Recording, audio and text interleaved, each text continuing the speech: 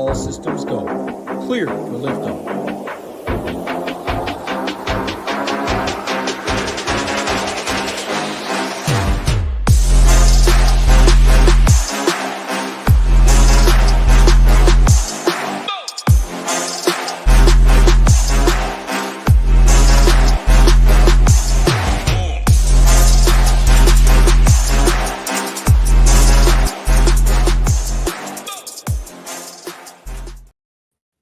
What is going on, SHIPIT Nation YouTube station? Got my boy Ham with me as we always do. And Ham, we got a special edition here. Wasn't on the calendar. We said, hey, let's jump on. Let's break this game down. We're going to London. We're talking the 4-0 Minnesota Vikings. Don't get me started about Jordan Love and my boy there. I mean, a couple missed field goals, a dropped interception from the defense. Oh, my gosh, the Vikings were unbeatable, everyone said this year, but the Packers decided to piss that game down their legs. So that's not neither here nor there, but it is here because guess what? The Jets are coming to town.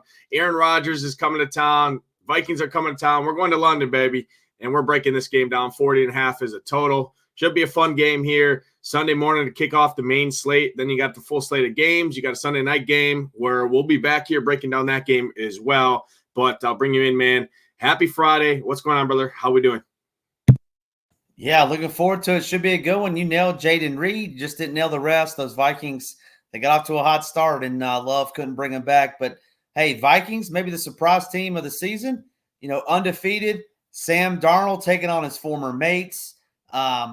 You know, we talked about it last Sunday. It's almost like a must-win game for the Jets, right? They don't want to get too far behind in the AFC, and you can't be losing at home to the Broncos and expect to make the playoffs. So maybe A-Rod and crew can get back up off the mat and beat the Vikings, give them their first loss of the season. Yeah, well, guess what? What does Minnesota do a lot of? Well, guess what? They send the house a lot. They send a lot of pressure towards that quarterback. And guess who can't move very good back there is old Dusty Graybeard himself, Aaron Rodgers. But hey, we're gonna talk about it. We're gonna break it down the best we can. Like I said, let me throw up the Stone over here, the best tool in all of DFS. Stone nuts, if you would like to say that. I mean, we got everything right here on the screen. This can be found over at shipitnation.com. We got a Stone for every sport, including NHL, which, hey, NHL kicks off or not tips off, but puck drops on Tuesday here. Took me a little bit to spit that out. It's been a while, all right? But excited to have the season back. We got the Stone right here up on the screen for each and every sport across our website. The simply best one-stop shop tool in all of DFS. As you can see it here up on the screen. If I make this a little bigger and scroll over, we have percentage of snaps. We have the targets per game, the rushes per game. We have the DVP rankings here down at the bottom. And obviously all of the projections here. This is Friday. This game is Sunday morning here. So this will be all updated, but did want to pop it up on the screen for everybody here while Ham and I break it down. Just give you guys a little taste behind the paywall here. I'm going to start, though, Ham. It is week 5, right? We have 4 weeks of data. I'm going to jump over, and we're going to just take a real quick look at another piece of tool and another piece of content we have over here at SHIPIT Nation. And jump to our DVP rankings. And as you can see here, right, DVP rankings, this is the defense versus position throughout the first 4 weeks of the season. Obviously, this is going to change the more we have more data. If the team is ranked number 1, like it says right here, by the example, that means the Arizona Cardinals or whoever it is, right, have given up the least amount of fantasy points to that opposing position. Well, guess what? I've sorted it by quarterback here, and New York Jets right here, number 1. And guess who's one of the best fantasy scoring quarterbacks all season long we've seen here? Sam Darnold. It's an interesting play to break down there, but obviously you see this Jets defense very good, right? Number 1 ranked defense in the league through 4 weeks. They're very good at every position, just about, besides the one spot where they do drop down a little bit, like you see here, is the running back position. If we go over to Minnesota and you sort by Minnesota, not the same story, right? And we can use this to our advantage, I think, here to break this game down. But let me get back over to the Stone. And let's talk captains like we always do. And you can see here from a captain perspective, right? Garrett Wilson, 12-9. Aaron Rodgers is more expensive than Garrett Wilson now. I don't know if DraftKings, right, the algorithm has saw that last primetime game, right, where Aaron Rodgers is on there, and our boy Tambo called the optimal captain for Aaron Rodgers. They priced him way up there. Sam Darnold is the most expensive priced captain on the slate behind his counterpart, Justin Jefferson. This is kind of the first slate we've seen all year, Ham, where we have a captain, Justin Jefferson, at 17-4. We really haven't seen this kind of pricing yet this season. DraftKings has finally started to tighten up this pricing on these one-game showdowns. So let's go and talk captains. Are you getting all the way up to Justin Jefferson at 17-4? Obviously, you see right here, captain ceiling. He has one of the highest ceilings on the slate. I like his counterpart a little bit more in this game here. We're going to talk about it in a second, but break it down. Are you getting to Breece Hall? Are you getting to Justin Jefferson? Any Sam Darnold, the quote-unquote best fantasy quarterback of all time, right, that we've seen through 4 weeks of the season? Talk to me. Where are you going here against a very good defense in the Jets? And then any Jets captains for you as well. Yeah, no, absolutely. I mean, I think this game's going to be a really good game. I mean, it's, under a field goal. So obviously, they think it's going to be close. But my favorite is going to be Breece Hall. That's my favorite captain overall at 14-1. I think that's a great price on him. He is losing a little bit of snap share to Braylon Allen, but man, if they really want to win, in my opinion, they need to feed him the ball. They need to throw it to him more. They did in the Tennessee game. He had a really good catch, about a 30-yard catch. And then last week was tough. I mean, the Broncos have a decent defense, and then just the rain and just an awful game-wise weather. And so I really like Breece Hall. Justin Jefferson, I'm interested to hear your take. I'm actually out on Justin Jefferson in the captain spot. Jets, very good defense. Some people do believe in cornerback versus wide receiver matchups when they're elite. Like I think Sauce is elite. Surtain, I think, is elite. People like that. Christian Gonzalez. I'm typically going to fade at 17-4. I'm just not going to get there. I'm also not going to get there on Sam Darnold. I think Sam Darnold, it's fool's gold almost. I mean, he's got 11 touchdowns on the year, but he has under 1,000 yards in 4 games. I mean, you don't have to be a math major to know that's under 250 yards a game. I know all the talk of less passing, blah, blah, blah, blah, blah. But against this defense, and you can see it right there, you're not going to pass against this Jets defense. You're going to beat them ground and pound. So no Darnold for me, no Justin Jefferson. So what does that mean? Aaron Jones for the Vikings would be one of my favorites. We saw him 2 weeks ago, very efficient against this Texans defense. Then he had a decent game last week, a pretty good game actually against Aaron Jones, just didn't get in the box. But he can catch it. He can run it. And that's how you beat the Jets. We saw what Jordan Mason did in week 1. You play smash mouth with the Jets and beat them up on the defensive line. So I don't think Aaron Jones is going to have that type of performance, but I think he could be in the optimal. It's a 40-point total, so it's not going to be high scoring, we don't think. But Breece would be my favorite, followed by Aaron Jones. Aaron Rodgers, I think, is in play. He spreads that ball around. And then lastly, Nades, I'll touch on one of my favorites, and then I don't know how popular it's going to be, but Garrett Wilson, man, oh man, this guy, he's good. He's a legit receiver. You talked about Brian Flores and that Vikings defense. They're going to bring the house. And I know you got a statue back there, but if you get Garrett Wilson the ball one-on-one, he can take it and go 80 just on like a little slant pattern. He's dirt cheap. They've talked about feeding him the ball. He got, I think, 8 or 9 targets last week. He's playing 96% of the snaps. You know this just as good as anyone. Your recipe for winning is throwing it to Garrett Wilson and not Allen Lazard. Like, I know that's your boy, A-Rod, but you got to stop throwing it to Lazard. Get the ball to Garrett Wilson. So I really like Garrett Wilson. Those would be my top 4 captains.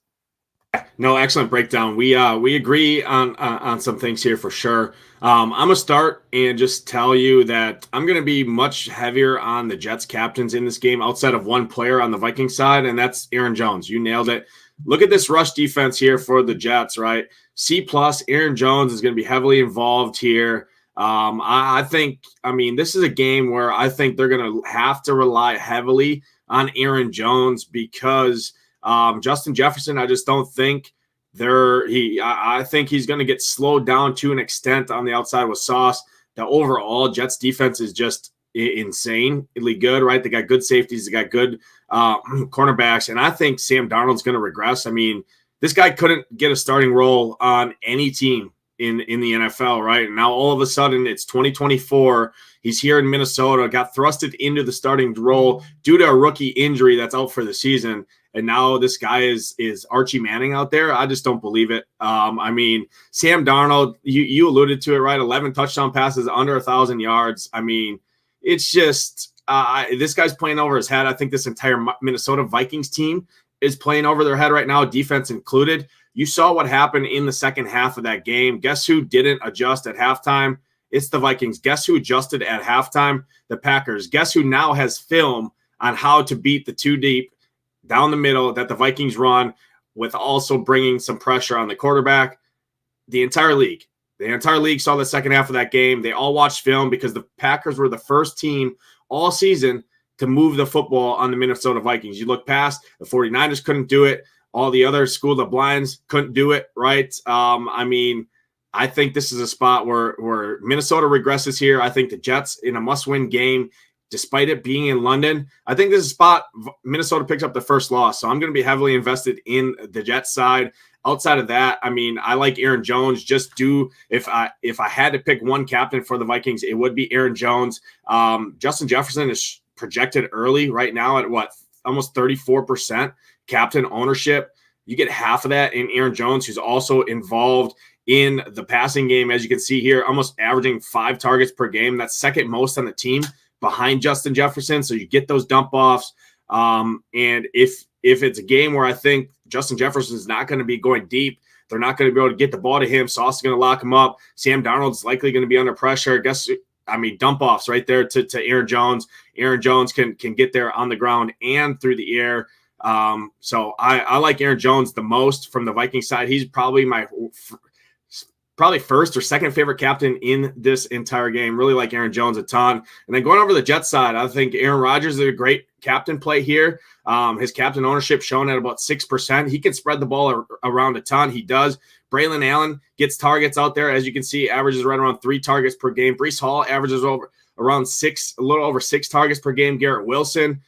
I mean, Alan Lazard, you got Wilson in there. Conklin's been emerging as of late. I mean, Aaron Rodgers can literally throw a touchdown pass to 4 or 5 different guys in this game if he wanted to, and if it's there, if the game goes that way. Kind of what you saw, like Tambo alluded to. I mean, Aaron Rodgers just chucks us all the ball all over the field. If I had to think, he's going to key in on one guy. I think this is a spot to unleash Garrett Wilson, to your point.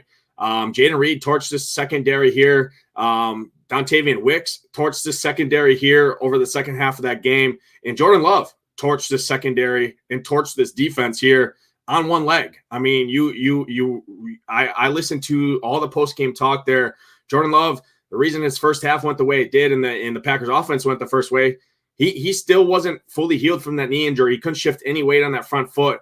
Finally got over that hurdle in the second half and just absolutely carved this Vikings defense up like I kind of predicted, right? And I think Aaron Rodgers, the veteran, though he can't move, he's a statue back there. But guess what?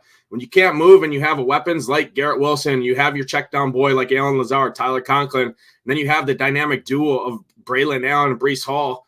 I mean, you really don't need to do much. If you can put the ball in a freaking window like Aaron Rodgers can do on the back shoulder, I mean, just throw it in the vicinity. Garrett Wilson's going to go up and catch it. So I really like Garrett Wilson a ton in the captain's position. And then a cheaper captain I do like is Alan Lazard. As many people will want to hate on this guy, it's just, I mean, the nature of the game. Aaron Rodgers loves him.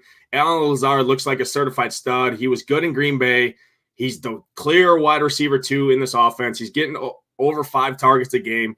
He's getting red zone looks. If you look at the red zone stats here, Ham, he leads this team in red zone tries. He's got 5 red zone tries. He's 6'5", 227 pounds. He's the red zone guy. I think this is a great spot for Alan Lazard. So I really like Alan Lazard. I really like Garrett Wilson, and I really like Aaron Jones. Those are my 3 favorite captains. I'm going to be under on Breece Hall and Braylon Allen in the captain spot. Minnesota run defense is very good. You more want to run against the Jets. That's one spot you do want to attack them versus on the ground. I just think this is going to be a passing game for the Jets. Yeah, Breece Hall can get there in checkdowns, but he splits too much as well with Braylon Allen, especially in the checkdowns. It is in a London game, so we could see more work come from Braylon Allen. I just like the passing game a ton for the Jets. I like the running game for the Vikings. That's the way I'm approaching it. So those are kind of my 3 favorite captains. I'm not going to really mess with anyone else. It's Aaron Rodgers, it's Garrett Wilson, Lazard from the Jets, and then for the Vikings, for me, it's Aaron Jones. Pretty much it. Not going to get to Jefferson, not going to get to Naylor or Addison or any of those guys. I just think this is a game where Jets control this game. Aaron Jones can get there just due to volume and checkdowns is kind of how I'm approaching it. Any final thoughts on the captain position from you? Yeah, it sounds like we're in lockstep with one another outside of Lazard. I just I get what you're saying on Lazard. I just don't think long term that's the way to go for the Jets to win. But yeah, no, I really like Garrett Wilson, and I think the Jets win this game outright as well. I think the Jets win this game outright. Vikings, don't get me started, should have lost their first game last week. I think it happens here tonight, and I think everybody sees it on prime television here. I think Sam Darnold regresses here in a big way, and if he doesn't, maybe the Vikings are a real deal, but I think this is another big test, and I'm really going back to that second half from last week when the Packers kind of figured out and cracked the code that nobody could crack through 3 weeks of the season of this Vikings defense, right? With the 2 high safeties. We did it, and Jordan Love did it, and I think the rest of the league is going to pick up on that, and no better one to pick up on that than the veteran here in Aaron Rodgers with all the talent in the world on his side here. Let's jump over to the flex position, and man, we just saw last night, right? Thursday night, the kickers are back, Cam. The kickers are here to stay. Double kicker optimal. I mean, these guys are just booting bombs from 50 yards as long as they're not wearing a Green Bay Packers jersey. These kickers are good to play because, man, they just been insane. But at this game, they're priced up again. Greg the Leg, $5K. And then if you go down to Will Reichard, 4,800. And if you look at the attempts throughout the season so far, it's really been Reichard has had the better game log watching, if you want to, kind of game log watch at the kicker position, right? To see, hey, is this team fine settling for field goals? Are they kicking field goals? Are they making them? We've seen Greg the Leg. He's obviously older now. He's not quite the same as he was. He's been missing field goals. I think this is a good spot, right? I think Aaron Jones and a Reichard little combo pack there. I like that. And then talk to me on the kickers and the defense, because like I said, I think this is the talking point and the starting point that we usually go to after captains on all of our shows here, because it is an important talking point when you're talking flex. Yeah, man, it's wild. They're kicking like 50-yarders, like they're 35-yard chip shots these days, and it just doesn't matter. Like they're just going through with 5, 6, 7 yards to spare. You know, Zerline did miss a couple last week, like I alluded to. It was in the rain, but 5,000 for a kicker. I mean, I don't hate that. I mean, we've seen the Jets time and time again this season get down in the red zone, get down, close to the red zone 30, and then they just stall out, right? And so I think Zerline, and you mentioned it, Reichard as well. Reichard, the rookie from Alabama, been very good all season long as well.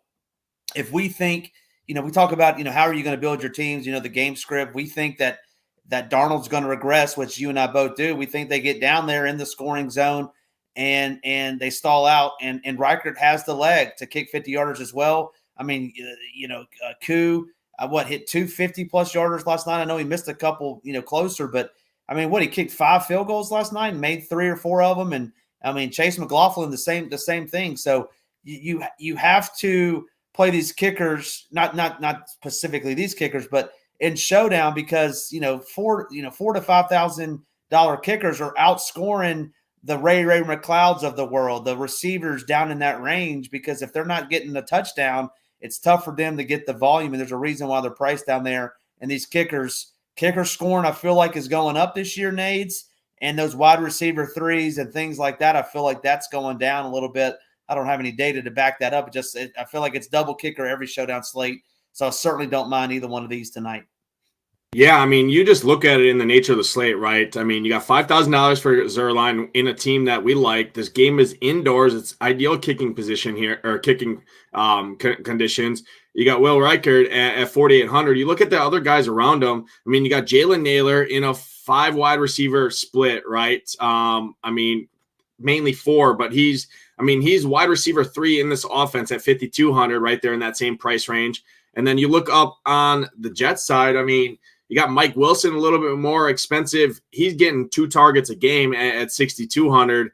Otherwise, it's down to Tyler Conklin, and then you're messing with those guys who Conklin really hasn't been much involved. You got Johnny Munt, the month of punt, right? And then Oliver splitting snaps there, as you can see, 55 and 66% of the snaps. It's just from a value perspective, they just make so much work because guess what? They go out there, they kick 2 50-yard field goals.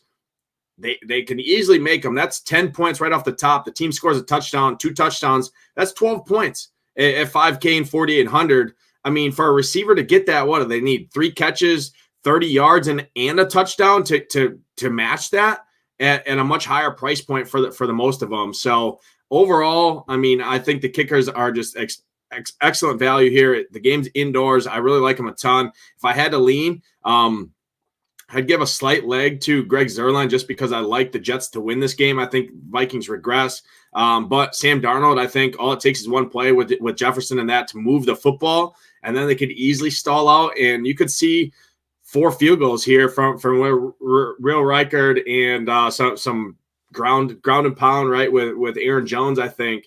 So I like both the kickers a ton here. I also think both the defenses are interesting here. What I really don't understand is this price gap between these defenses. I mean, the Jets have the number 1 ranked defense in football, and they're 3,600. The Vikings, very good defense throughout the course of the year. However, second half, the most recent half performance last week, they got carved through the air. They got carved all over the place. Packers literally marched down the field, did whatever they want, and they're 4,400. I think the Jets defense is a fantastic play here tonight at 3,600. Like I said, we both agree. Sam Darnold, I think, is going to regress here. I think this Vikings offense is going to regress.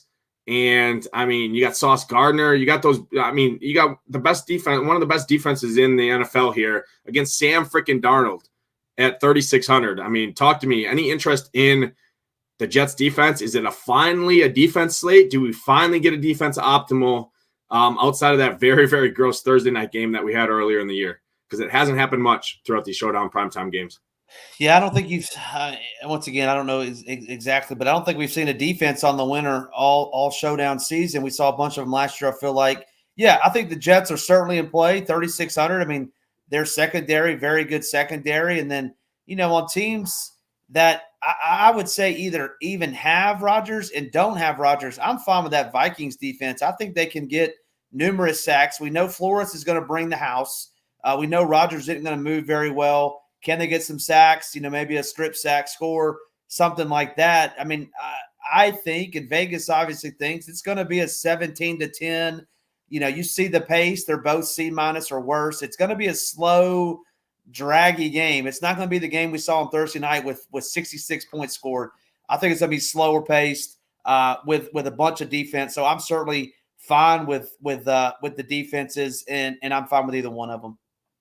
Yeah, I'm just looking at it, and I just think the Jets defense is definitely underpriced here. I mean, looking at their flex ownership, I mean, they're projected to be right around 10% owned, lower owned than that Vikings defense. I get it, right? The Vikings haven't scored under 8 fantasy points all week, but guess where that was? That was last week when, like I said, I'm really relying on people to see the rest of the league and the coaches, the films, to see what the Packers did that second half of that game, because it's the first team to move the ball on the Vikings all season long.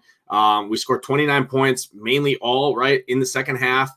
And I think we kind of cracked the code. So I think that defense is going to regress. I think the Vikings do come in over-owned. I get it. Rodgers can't move, but he's got so many targets to get it out quick. I just don't think the sacks and that are going to play into too much extent. Yeah, could they jump a route here or there? But I think Rodgers is a smart enough quarterback overall to not make dumb, stupid mistakes, whereas I think Sam Darnold could easily regress and make some stupid mistakes here. Sauce Gardner, jump a route here, take it to the house for 6. And at 3,600, I just think that's too cheap. So I love the Jets defense a ton. I like Greg the Leg. I like Vikings, the kicker, Will Reichard, way more than the Vikings defense. I'm going to be under on the Vikings defense for sure here, because I do think ownership does steam up on them. Let's talk about the rest of these guys in the flex from an ownership standpoint. Allen Lazard going to be pretty chalky here at 33%, but I think that's warranted. He's 6,600. He's getting all the targets. He's playing almost every snap out there. Tyler Conklin has been emerging. He's played 92% of the snaps, getting over 3 targets. Really been heavily involved as of late the last 2 weeks, because Rodgers realizes that, hey, he's got to use this guy. He's a good tight end. So I really like those 2 guys in the flex position. And then, I mean, you see it right here. Justin Jefferson, going to be the most owned guy on the slate. I get it. All it takes is one play, and he's gritting it on us in the end zone. But, man, if there's a spot to be underweight on someone, I think this is the spot that I'm going to be underweight on Justin Jefferson. And it's scary to say, but I just think that's the best route to success here. I think this game is going to be draggy. I don't think it's going to be a high-scoring game. And, I mean, the most expensive guy on the slate with pushing 80% ownership, I think there's a spot to leverage the field here for sure. Talk to people. Any additional flex plays stand out to you? What are you going to do with these running backs? What are you going to do with these wide receivers and especially these Vikings guys? No, I'm with you. I mean, I'm under on Jefferson. I mean, he's too dynamic. If you're building, I would say even 5+ teams, you're going to have him at least on 1 or 2. If you're single entry, 3 entry max, I think he's fine to fade. And then Jalen Naylor, you alluded to it. I mean, if Addison were out, which he's not going to be, I would like him, but his role was diminished big time last week. Jordan Addison only played 66% of the snaps last week. I understand that he had 2 touchdowns, was very efficient, one of those on an end around or a rush of some sort. So, can he do that again? I'm not going to bet that he can, and he's just not playing enough. And at $7,200, I don't like that price tag. So I'm really out on all these Vikings receivers. I mean, just the more I look at it, Nades, the more I think it's going to be a slow grinder out defense / kicker / a couple, Aaron Jones, Breece Hall type of games. So, no Vikings, no Vikings flex outside of Justin Jefferson. And that, like I said, that would be if you're playing, 5+ teams. I mean, no Ty Chandler. His role got diminished last week. Didn't see anything. I did want to mention the tight ends, Tyler Conklin and Munt the punt. Conklin at $4,800. He saw 8 targets last week. And then Munt at $3,600. Don't hate that. If they get behind in a trailing game script, I think Munt is a decent play. And then Conklin, I think, is like you. I think you said it earlier. I think he's coming into his own. He got 8 targets last week. Didn't convert on many of those, but those would kind of be 2 guys down there that I like. And there's just not much else down here that I think that can compete with the defenses and or the kickers. Yeah, I mean, last week, I'm kind of throwing that game out last week. It was just a gross game. It was rainy. It was just a really weird spot. I mean, I get it. The Jets were at home, but Denver plays good, tough. They got a good defense still. The game was kind of shitty. It was really rainy. You look at the last 2 weeks, like I said, Conklin, the week before, he was 7 yards shy of 100 yards. Didn't catch a touchdown. Skills scored 14 fantasy points. He catches that touchdown. Gets one more catch for 7 yards, and it's a touchdown. I mean, he's up over 24, 25 DraftKings points at a tight end at his salary. I really like Tyler Conklin a ton. I think he's going to be needed, and they send the house a lot. Guess what? Guess who's going to be right there in the middle of the field, standing right there for Aaron Rodgers to throw the ball to? Tyler Conklin. I really like him a ton. I think he's going to set up a lot of the passing offense a lot here through the middle of the field. So I really like Tyler Conklin a lot. And then I like Johnny Munt a ton because I don't think the Vikings are going to be able to pass the ball down the field much here. I think Sam Darnold's going to struggle. I think Johnny Munt's going to get a big improvement from that. He's had, I mean, you look at his game logs this season, 3 targets, 3 targets, 3 targets, 2 targets. He's had at least 2 targets, basically 3 targets in every game this year. Hasn't scored a touchdown yet. I think he's an interesting play. He's probably my favorite pass catcher outside of Aaron Jones on the Vikings team. And he's 2,400. He's going to be we're seeing sub 5% ownership right now. I mean, I think it's going to be sub 10% ownership on Johnny Munt because they just don't want to deal with the Oliver and the Munt. A lot of projection sites still project Oliver as tight end 1. Yeah, I mean, Johnny Munt is tight end one in this offense right now until Hawkinson comes back. I really like him a lot. So I think that's a great take. I'm with you on the rest of these Vikings receivers. Jalen Naylor would be my favorite other Vikings receiver. He's playing 60% of the snaps. He's getting the targets. This kid's a stud. They love him. Addison luck boxed into his second touchdown last week. Kudos to you on calling out Jordan Addison game last week. He luck boxed into one of those touchdowns for sure. I just don't think that's sustainable. I like Jalen Naylor a lot more, especially being $2,000 cheaper. That goes a long ways here, especially when I don't like the Vikings offense in general on this game. So Jalen Naylor's got a nice price point at 5,200. He's right there. He's a pivot. I think, or not a pivot, but in that same range as those kickers. I still like the kickers a little bit more, I think, but Jalen Naylor is another guy to go to in that kind of mid-tier there. Don't really like Mike Williams. Don't really think I'm going to get much of Braylon Allen. I just don't like the running game much from the Jets side. So for me, it's pass heavy on the Jets side. It's Aaron Jones. It's Johnny Munt. It's the kicker and the D for the Vikings side is kind of how I'm approaching this game. Any additional final closing remarks here for you in terms of roster construction, in terms of what you're looking at overall for this game? Yeah, I think I said it a couple times. I think it's a slower pace game. I think it's, both teams are, 21 or less points. It's a real grinded out type of game. So I'm going to be building most of my teams to incorporate at least, two of the kickers and or defenses. So two of those four. And I don't think you need a pair. I don't think you need to have the quarterbacks in every single lineup. I think like Sam Darnold could throw, 190 yards and a touchdown, and that touchdown could go to, Johnny Munt or whoever the case may be. But yeah, I really like the kickers and defenses. The more we talk about this, I think it's gonna be a slower pace game than what most people will how they'll build.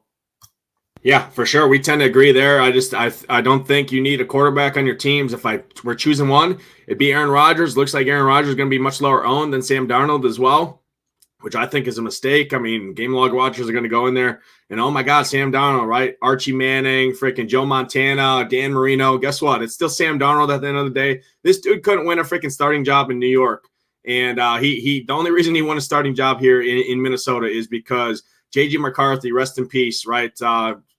Big Blue, Big Michigan, rest in peace to his ACL. That's the only reason Sam Darnold even sniffed the starting air for this Minnesota Vikings team. He's playing over his head. I think he regresses in a big way. I love the Jets. Jets are going to win this game. And I think I don't think the Vikings score over 10 points in this game. I'm going to say that right now. That's my hot take here. Aaron Jones is the only one to score a touchdown. Johnny Munt gets a couple catches. The kicker bangs in a field goal. Hopefully it's a 50-yarder, so I get 5 points out of that. And I think that's the way the game's going to go. I think this is like a 21-10 game. Jets win is kind of what I'm projecting here. And I think it's gonna wrap it up. Any closing remarks? What's your prediction here? What's your score prediction? I got 21-10. You're calling the shots. 21-10. Something similar. Yeah, I'm going to say Jets 17-14 Jets. I think it's a low scoring affair. 17-14. Okay, perfect. All right. Well, that's going to do it for this showdown breakdown here. Jets and the Vikings London game here. Like I said, Ham and I will be back breaking down that Sunday night football game. Haven't even looked. Do you know who the Sunday night football game? Haven't. How about them Cowboys versus the Steelers? Oh my God, what a gross game we got there. I mean, we go from one gross game to another gross game there. Dallas is in Pittsburgh, playing in Pittsburgh. I mean, we got to talk about business decisions with Dak and what we're going to do there. But we'll be right back here on this channel breaking down that game. Make sure you stick around on this channel as well. Check out all the main slate content from Hoop, Title, and Tambo, the full threesome crew. Hamwich snuck in last week. The week before, our guy Scarface snuck in. We got the OG crew back on Sunday morning here breaking down that. Overall, for the main slate, we'll be here. All the content will be live on the website here. As you can see, Stone, our DVP rankings are live. We got everything available for all sports. Lowest rate in the industry. Check us out, shipitnation.com. But that's going to do it. Thanks you so much for watching. Hit that like button. Hit that subscribe button. Helps us out a ton. For Hamwich, I'm Nadesify. Let's ship it.